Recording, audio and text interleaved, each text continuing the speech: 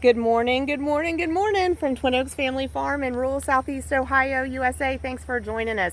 I'm Melissa, right here at my happy little home place, Twin Oaks Family Farm, and we are on Twin Oaks Farm Poultry with y'all. Thank you for tuning in. Going to give you an update in this video on our meat birds.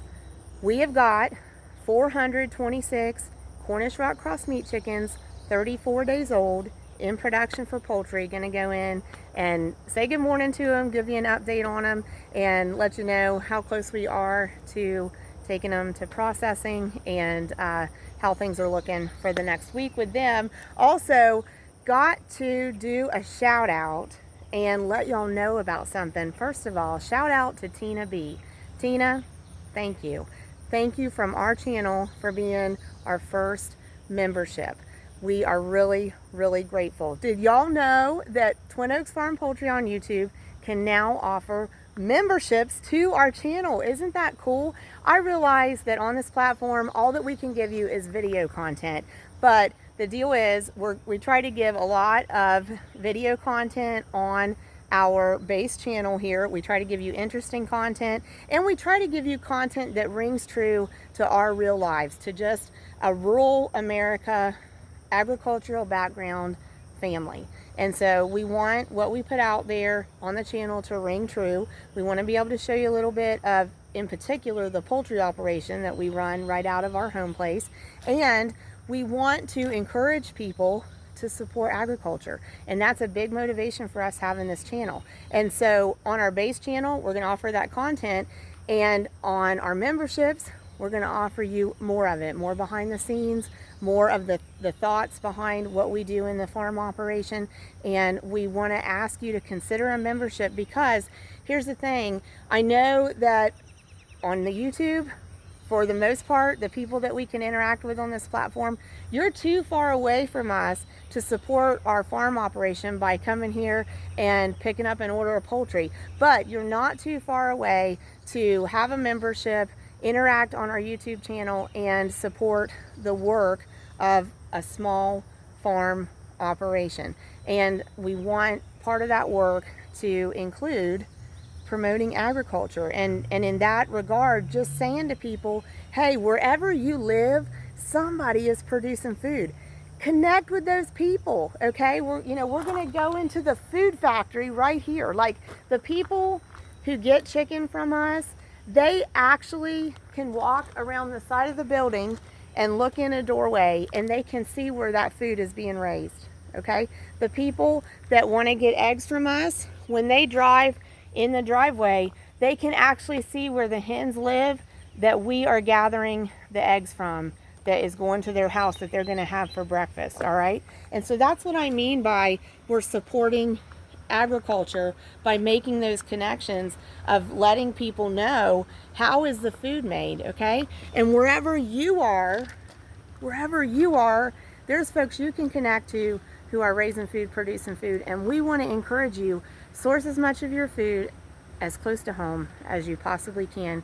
Keep it local, keep it real, eat real food, eat good food, and support local agriculture wherever local is for you. So in that way, see, we know that we can add value to our real life community here by producing wholesome food and promoting agriculture here, promoting our farm, other farmers, to local folks. But we also know that we can get on YouTube and give y'all a glimpse of a small farm operation, of the family that runs it, and just bring to mind for you, hey, what's going on around you? How can you access people that grow food, that produce the food, and get it right from them? You know, maybe you can go right to a farm, or maybe you can go to a farmer's market. Okay, so things like that. But as we say with everything, with our poultry orders, with our egg orders, with support here on YouTube, with even with the folks that we work with, like would be our business vendors, like that we work with the feed mill, we work with the processor. You know, we always say, whatever your role is in our small operation, it's such a huge help.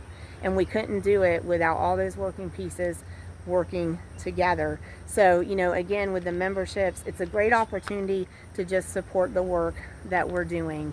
in a unique way through this platform. So consider that. You can get a membership, Twin Oaks Farm Poultry. You can be a barn hand, you can be a farm manager, you can be chicken mafia. We are, it's jokingly all in good fun, but friends and acquaintances sometimes call us the chicken mafia. So, you know, the self-proclaimed, going with it, chicken mafia family of Southeast Ohio. And you know, mafia is really just a term that means a particular way of life. And let me tell you, we're going to step in the barn, you're going to see it firsthand.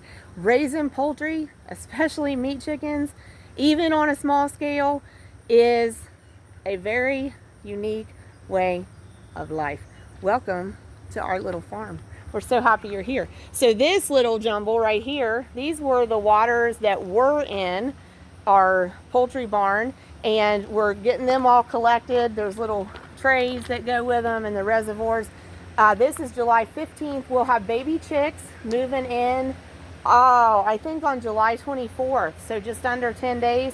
So we're going to be washing those up, sanitizing those up, getting those ready. This is an example of the size feeder they're in now. That one actually needs a little attention. We think the float assembly inside of it, inside the green tray, needs adjusted. So we got to take that one apart. There's 9 of those in this pen. They hold about 6 gallons each. And there's these large metal feeders. There's about 16 feeders that hold 40 pounds each. So over 6 weeks, that's the start to finish time on these birds. And over 6 weeks, they will have consumed 4,000 pounds of feed. It comes in 50-pound bags. It's a very nutritious, complete feed that's 22% protein value that we're feeding these birds. And it's actually made by Kalmbach Feed in Ohio. They're a feed company, family feed company, and we are able to get this feed at our local mill, Beverly Feed and Equipment, but it's made right here. We're in the state that we live in Ohio. So the thing about telling you what we feed and where we get it is, at this point in time, we don't get any special, like, Kalmbach doesn't send us free skids of feed. I mean, I would take free skids of feed for sure and feed them to my birds happily and tell everybody in the world I'm feeding Kalmbach, which I'm practically doing right here anyway. Anybody who'll listen, I'm telling you, we're feeding Kalmbach start to finish meat bird feed to our meat birds. We're going to continue to do that. So Kalmbach doesn't compensate us for anything for doing that. We just like you to know what we're feeding, because we've fed a lot of birds. We've fed a lot of meat birds. And we've fed them Kalmbach, and it contributes to success. So we just want to tell you that. Are there other feed options? I'm sure there are. Are there other good feed options? Yeah, I imagine there are. But we feed Kalmbach. We've always fed them Kalmbach. We're going to continue to feed them Kalmbach, and we're extremely satisfied with it. So we do get it at our local feed mill, though, Beverly Feed and Equipment, and we love them. And they are a huge part of our operation. The networking, supplies, feed, chicks, getting things here. So we appreciate all that. But they do get the Kalmbach feed in for us, and what we try to do is just like this flock. We know we want 4,000 pounds of feed start to finish for this flock. So before the flock moves in, we've talked with Beverly Feed and Equipment. We've said, hey, on such and such date, can we move in 4,000 pounds of feed, which is, it's 2 pallets, 2 skids of feed, 50-pound bags on each one, 40 bags that are 50 pounds each on each skid, so 80 bags total that are 50 pounds each. So just want to say, meat birds can move. Don't let anybody tell you that meat birds can't move. They can. Even 5-week-old meat birds can move. You know, when they're healthy, when they're thriving, even though they're awkward looking, they can move, okay? So there are times that you run into having birds that have difficulties with their legs or aren't doing well, but that's not the norm. If you're taking care of your birds, you might have a few that have leg problems. You might have some that have heart problems, but for the most part, you're gonna have a healthy pen of birds just like this one. They do rest a lot.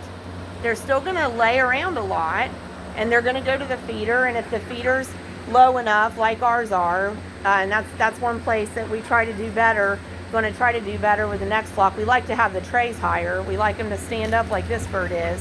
But if they're able to sit down at the feeder and eat, they'll do that.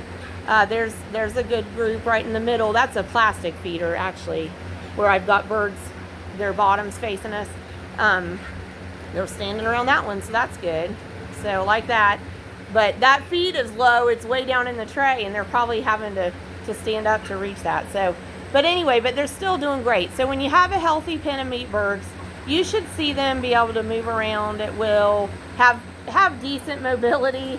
They're just going to look awkward, and they're going to flap their wings quite a bit when they try to move quickly. But anyway, but no, this pen's doing good. So 426 of them, and they do rest a lot because they're growing a lot, and they eat a lot to fuel that growth, and they rest a lot to fuel that growth because, hey, listen, even in humans, any living creature, when does growth happen? It happens during rest. Okay, the body is physically resting so it can put that energy into internal growth. And what these birds are doing at this stage, we're in the finished stage of production. So what these birds are doing at this stage is, there's one standing up, nice. So what these birds' bodies are doing at this stage is converting feed to meat. And they're putting the meat, in particular, on the chicken breast, on the drumsticks, and on the thighs. And this group has one more week to go. They are going to processing at 41 days old. That's just about our preference. That's just about perfect. We like meat birds to go to 6 weeks of age, okay? We're also okay with meat birds going to 5 weeks of age. So what that means kind of is, as I'm looking at this flock, if they were scheduled for processing at 5 weeks of age, that'd be 35 days. They would be going to the processor tomorrow. They'd be going 24 hours from when we're recording. They'd be there by 24 hours from when we're recording if they were going to the processor at 35 days old. For the most part, I would say I'd be okay with that in this flock. Although in this instance, I think I lean more to, I'm kind of glad we have another week.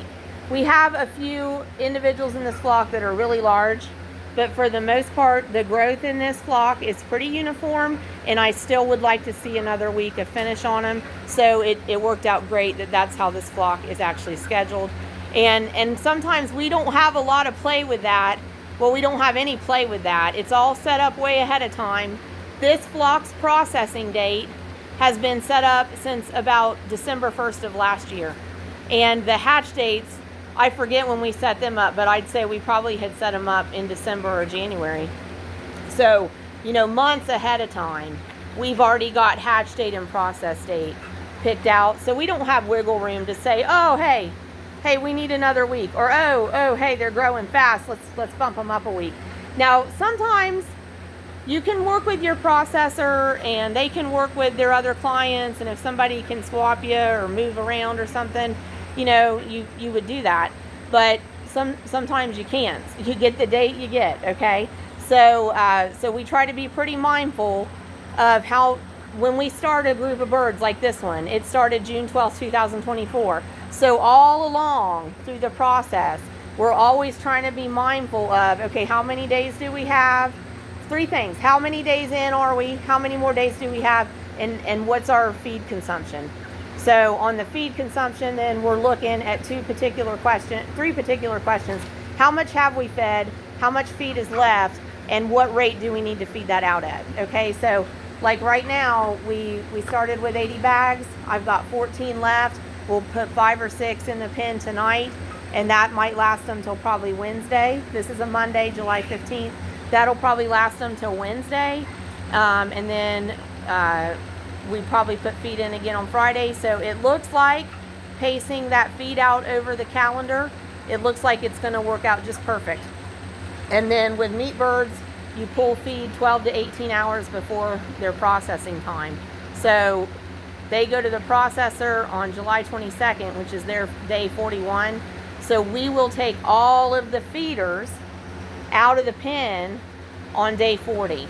Okay, so we'll try to time it and match it so that they've eaten all the feed up by the time we've got to take the feeders out. Okay, so we want to utilize all the feed. We want to get all the feed in them, because we know it takes about 10 pounds per bird to do a meat bird start to finish. So in theory, if we've provided the right amount of feed and the birds have gone to the feeders equally, in theory, then each bird should have eaten its 10 pounds of feed, enough to finish. Okay, so that's the plan.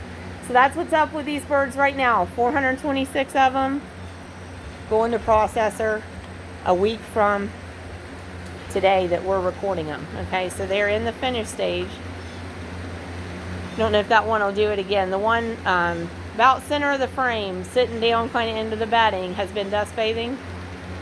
So they do that too, just like egg production chickens. They don't do it as much as egg production chickens, but it's great when they do that because it helps aerate the bedding a bit, you know. And there's a lot of, can you imagine 426 chickens, how much manure is going down on this floor? But we're keeping pine shavings on it to absorb the moisture from that. And I do think in this instance, we've got 8 box fans running. I think that's having a tendency to help dry out the floor, the bedding material on the floor, which is great for the birds. The drier we can keep the bedding material that's right underneath them, the better, because it absorbs more manure load and it keeps their skin on their belly and their feet in good condition. Okay, so one of the things we're going to do this week is a video about their feathering.